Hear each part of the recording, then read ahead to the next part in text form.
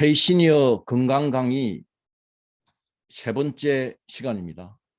오늘은 인체의 자연치유력 항상성에 대해 말씀드리도록 하겠습니다. 이 항상성은 원어로는 호메오스타시스라고 합니다. 호메오스타시스라는 용어를 처음 만드신 분이 미국의 생리학자이자 하버드 의대 교수인 월터 캐넌이었습니다. 캐넌은 1930년 호메오스타시스라는 용어를 처음 사용했으며 1932년에 출간한 The Wisdom of the Body, 우리말로 번역을 하면 몸의 지혜, 이 정도로 번역할 수 있겠죠.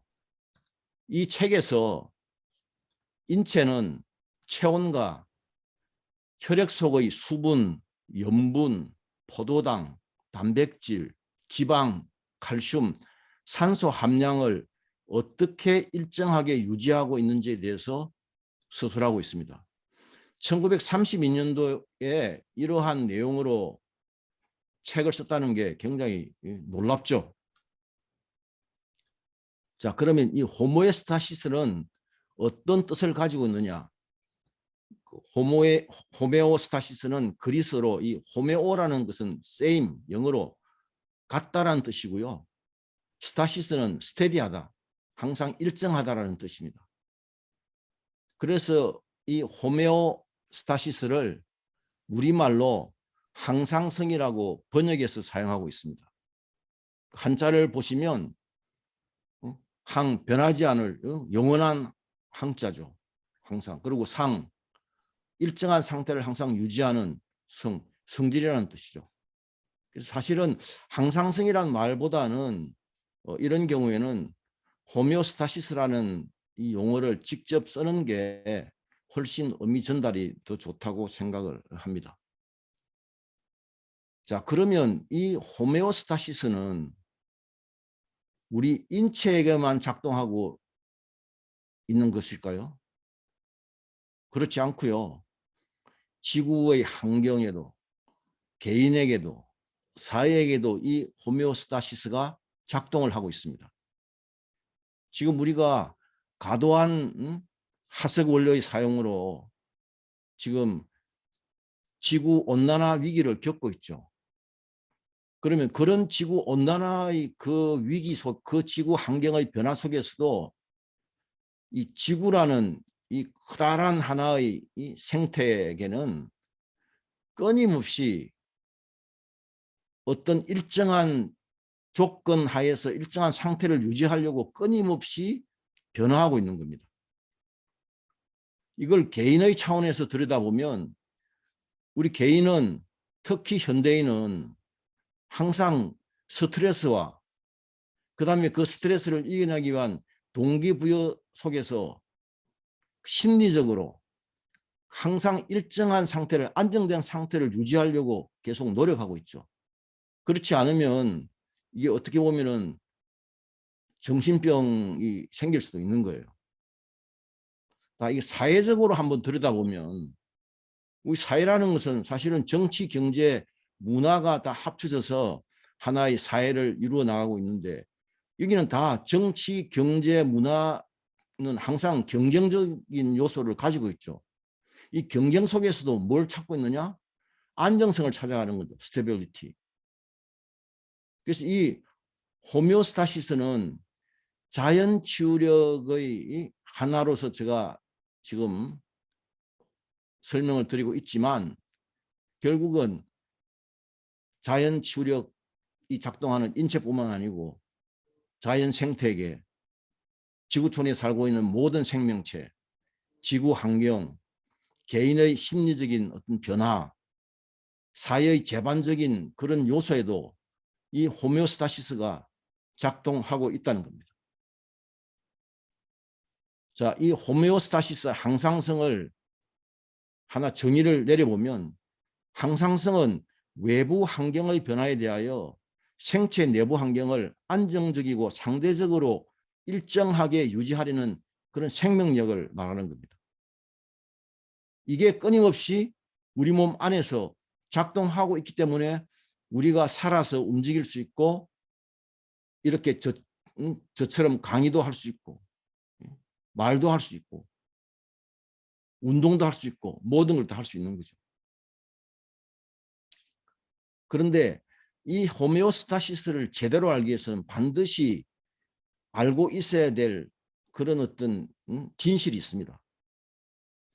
생물학에서 오랜 기간 동안 생물학에서 생물학을 연구해 오면서 내린 결론이 하나 있습니다. 그 세포 이론이라 그러는데요. 그건 뭐냐면 세포는 생명의 기본 단위라는 이 한 문장입니다. 위에 보시는 이 이미지를 보시면 이게 인체 세포의 모형도예요. 그런데 이 인체 세포에 세포 안에 세포 소기관이 약 10개 넘는 중요한 세포 소기관이 있습니다. 그러면 이 세포는 하나의 세포는 이 10개가 넘는 이 세포 소기관들이 서로 커뮤니케이션을 하면서 소통을 하면서 서로 협업을 하면서 이 세포 하나가 하나의 생명으로서 생명 활동을 하고 있는 거예요. 그런데 우리 인체는 이런 세포가 몇 개 있느냐? 100조 개가 있는 거예요. 그럼 이 100조 개가 뭘 해서 소통을 커뮤니케이션을 통해서 협업을 하고 있는 거예요. 그럼 무슨 수단으로 협업을 하느냐? 이거는 우리 몸에 있는 체액을 통해서 체액과 혈액을 통해서 그게 뭐예요? 세포가 자기가 전달하고 싶은 그런 정보를 주파수를 발신하는 거예요. 결국 뭐예요? 파동으로 소통하고 있는 거예요. 그러면서 협업을 하는 거예요. 그래서 우리 몸은 인간은 100조 개의 세포가 서로 협업을 해서 살아가고 있는 공동체다. 그 동시에 한 몸이라는 유기체라는 사실을 반드시 인식을 해야만 이 호메오스타시스, 항상성이라는 것에 대해서 좀 더 잘 알 수가 있습니다. 자, 그러면 이게 대표적으로 호메오스타시스 어떤 게 있느냐? 우리는 항상 체온과 삼투압을 조절하도록 되어 있죠. 그 체온과 삼투압을 조절하는 그 센터는 어디 있느냐? 우리 뇌의 시상하부에 있습니다. 그리고 수분을 조절하는 것. 수분을 조절하는 것은 마지막으로 신장에서 하지만 이 신장이 수분을 조절하기까지는 여러 기관들이 서로 협업을 하는 거예요. 또 혈류를 통해서 열을 전달하는데 온몸에 이 열을 만들어서 혈류로 전달하는 이 과정도 이 열을 만드는 대장에서 발효를 해서 열을 만들고 또 근육의 수축과 이완으로 열을 만들지만은 이 근육과 대장이라는 요 기관만으로 되는 게 아니고요. 몸 전체가 유기적으로 협력을 해야 되는 겁니다. 우리가 더우면 땀으로 체온을 조절하죠. 또 우리가 혈액 속의 혈중 포도당 농도를 항상 일정하게 유지하지 않으면 그거 우리가 당뇨병이라고 그러지 않습니까? 혈당을 조절하는 것은 췌장에 있는 랑게르 한세스에 있는 베타세포에서 인슐린을 분비해서 하는 거지만 그러나 이 부분도 췌장 혼자 힘으로만 하는 게 아니라는 겁니다. 자, 여기서 우리가 가장 쉽게 이해할 수 있는 게 체온 조절이잖아요. 우리 몸은 체온을 37도씨의 체온을 유지하기 위해서 이 호메오스타시스가 작동하고 있는 겁니다. 여름이 되어가지고 더워지면 땀을 내죠. 땀을 내어가지고 체온을 조절을 하고 겨울이 되면 추워지면은 우리 몸을 움츠려가지고 체온을 조절하는 거죠.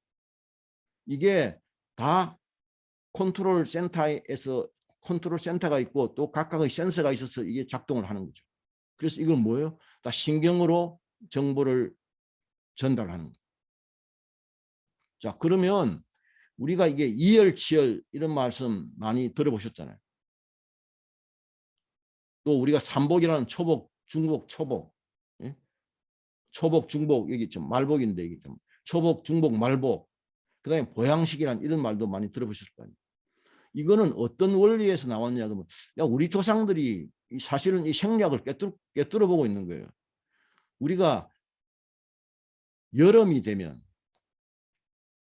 이게 더위를 극복하기 위해서 혈액이 피부 쪽으로 많이 몰립니다. 그래서 피부 쪽으로 혈액이 몰리니까 우리 오장육부는 안에 내장의 기관들은 혈액이 겨울보다는 덜한 거예요. 겨울은 혈액이 주로 안에 내장 쪽으로 몰리고, 왜냐하면 피부 쪽으로는 열 방출을 막아야 되기 때문에. 여름에는 피부 쪽으로 몰리고 내장이 쪽으로 혈액순환이 안 되는 거예요. 그래서 뭐예요? 이열치열 하는 거예요. 여름에는 속이 찼기 때문에 여름에 지나치게 덥다고 찬 거를 많이 먹으면 금방 탈이 납니다. 그래서 우리 조상들이 이 삼복, 초복, 중복, 말복에 보양식을 했잖아요. 보양식은 뜨끈뜨끈하잖아요.